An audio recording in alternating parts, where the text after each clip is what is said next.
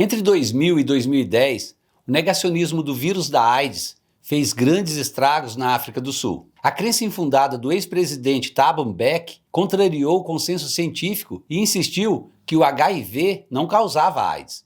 O presidente exigiu que a doença fosse tratada com ervas. Hoje, analistas acreditam que isso custou a vida de mais de 330 mil pessoas, assim como 171 mil novas infecções por HIV e 35 mil infecções em crianças. Esse é um trágico exemplo de como as pseudociências podem ser nocivas. Esse exemplo deixa claro o quanto é importante que você saiba reconhecer uma pseudociência.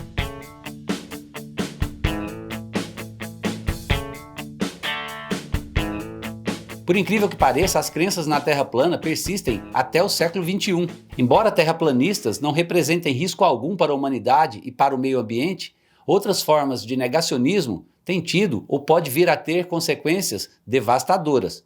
Como, por exemplo, os movimentos que negam as evidências sobre as mudanças climáticas, sobre a ligação entre o fumo e o câncer de pulmão, ou sobre a hesitação em relação à vacinação.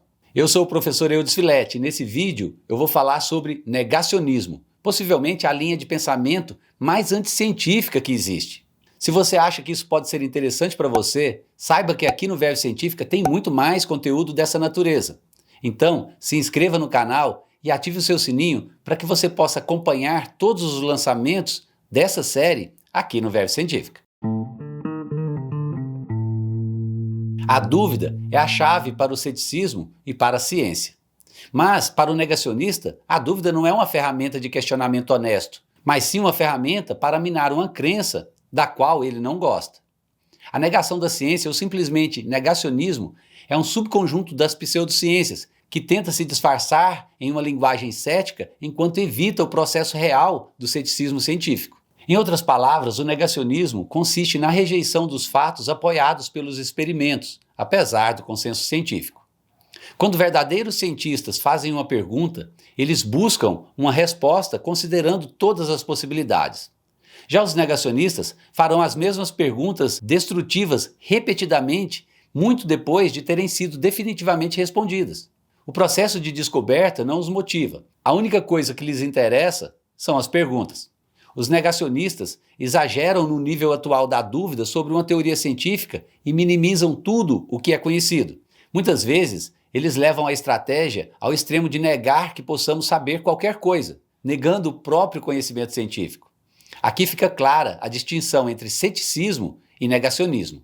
Enquanto o ceticismo se caracteriza pela dúvida saudável, quando não se tem evidências robustas, o negacionismo é marcado pela dúvida intencional, mesmo quando existe uma avalanche de evidências confirmatórias. Cético e negacionista definitivamente não são a mesma coisa. É importante que todos nós estejamos cientes acerca das características do negacionismo. Assim, nós seremos capazes de reconhecê-lo e enfrentá-lo. Estritamente falando, todas as técnicas negacionistas são falácias lógicas, mas algumas delas são tão frequentes na estrutura do negacionismo que foram elevadas como as principais técnicas de negação. A seguir, eu vou apresentar uma lista dessas técnicas, que são as estratégias mais prevalentes entre os negacionistas. Os negacionistas costumam ter expectativas irreais sobre a ciência. Eles exigem uma perfeição que a ciência não tem. Em muitos casos, eles simplesmente exigem evidências impossíveis. Por exemplo, aqueles que negam a realidade das mudanças climáticas apontam para a ausência de registros precisos de temperaturas antes da invenção do termômetro. Quando o negacionista argumenta que vacinas devem ser 100% seguras, eles nutrem uma expectativa irreal, já que nenhum produto médico pode garantir 100% de segurança. Seguindo esse nível de exigência, os negacionistas costumam pedir um número exagerado de evidências. Se as evidências solicitadas são fornecidas, eles ainda querem mais. E mesmo quando essas novas evidências adicionais venham a ser apresentadas, eles não estão satisfeitos. Nunca haverá evidências o bastante. Para os negacionistas, nem mesmo todas as evidências possíveis são suficientes. Os negacionistas costumam selecionar as evidências, focando estreitamente naquelas que parecem confirmar suas crenças, enquanto ignoram o quadro geral. Um sintoma claro do raciocínio motivado e do viés de confirmação. O pensamento anedótico é uma forma comum desse tipo de estratégia. É provável que você já tenha ouvido alguém num dia frio perguntando sarcasticamente o que aconteceu com o aquecimento global. Como se o caso específico de um dia frio fosse evidência para despancar todo o histórico de evidências acumulado ao longo de décadas. Uma manifestação mais séria dessa estratégia é quando os negacionistas se apoiam em artigos isolados para desafiarem o consenso dominante. Eles normalmente usam esse artigo como uma forma de desacreditar toda pesquisa em um dado campo. Um exemplo clássico é o muito citado artigo da revista Lancet, que descreve anormalidades em 12 crianças com autismo, que apenas sugeria uma possível ligação com a imunização pela vacina tríplice. Apesar desse artigo ter sido retratado, ou seja, removido dos anais da ciência, e seu autor ter sido julgado e considerado inapto para o exercício da medicina, seu trabalho até hoje tem sido usado extensivamente por ativistas contra a vacinação. Os negacionistas geralmente não se abalam nem mesmo pelo isolamento de suas teorias. Ao contrário, eles veem isso como uma indicação de sua coragem intelectual contra a ciência estabelecida, contra o consenso científico. Muitas vezes, eles se comparam a Galileu, cujas teorias contrariavam ideias bastante aceitas à sua época. Face a um esmagador consenso científico, os negacionistas normalmente apelam às falácias lógicas. Normalmente, uma ou mais, como por exemplo, as falsas analogias, o apelo às consequências ou a falácia do espantalho. Ao usar essas falácias, eles julgam estar argumentando contra as evidências existentes. Um exemplo comum ocorre quando os terraplanistas negam a esfericidade da Terra. Para isso, eles cometem em série falácias ad hoc, onde eles vão adicionando em seu modelo sucessivas hipóteses estranhas para tentar evitar que ela seja falseada. Sempre que uma evidência é apresentada, uma nova hipótese estranha é levantada. Outro argumento falacioso ocorre com muita frequência entre os negacionistas das mudanças climáticas. Eles alegam que as mudanças atuais devem ser naturais porque o clima mudou naturalmente no passado. Isso é um non sequitur, uma falácia onde a conclusão não decorre logicamente do argumento que a precedeu. Ora, não é porque a Terra se aqueceu por uma ou outra razão no passado que ela não possa se aquecer por uma razão completamente diferente no futuro. Identificar um raciocínio falacioso é o meio caminho para arruinar uma narrativa negacionista.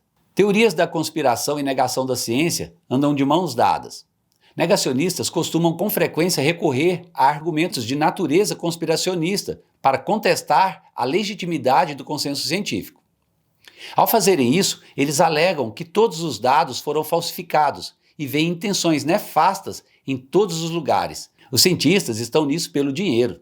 Além disso, uma teoria da conspiração dá uma cobertura fundamental ao pensamento negacionista, já que ela é imune a evidências. Claro que não há provas da minha teoria, pois os conspiradores fizeram um bom trabalho para cobertá-la. Essa estratégia, por exemplo, é muito empregada por quem nega a ida do homem à Lua. Teóricos da conspiração ignoram todas as fortes evidências e alegam, entre outras coisas, que há uma conspiração para manter a reputação da NASA, que falsificou as aterrissagens para evitar a humilhação e garantir que continuasse a obter recursos financeiros. Embora as teorias da conspiração possam não convencer, elas influenciam as pessoas, reduzindo seu apoio a importantes ações de combate ao negacionismo, bem como à ciência de forma geral. Negacionistas se apoiam na opinião de falsos especialistas. Nesse vídeo aqui eu mostrei que os falsos especialistas são pessoas que transmitem a impressão de experts, de cientistas sérios, mas não possuem nenhum conhecimento real relevante. Afirmações feitas por falsos especialistas não são consistentes com a maioria das pesquisas científicas convencionais.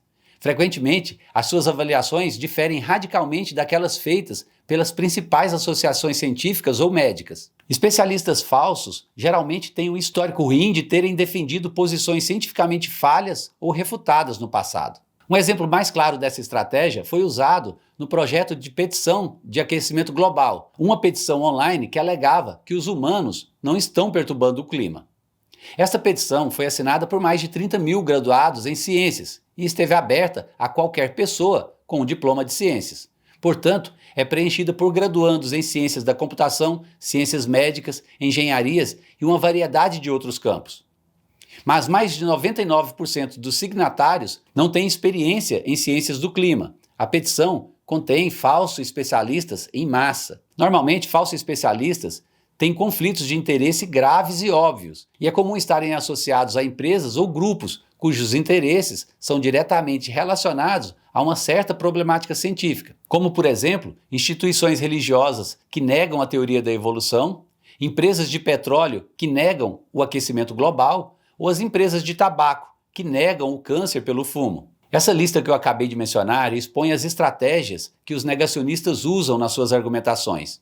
É importante que toda a comunidade científica, bem como todos os defensores da ciência, saibam contra-argumentar essas estratégias a fim de se posicionarem de uma forma eficiente contra as narrativas negacionistas.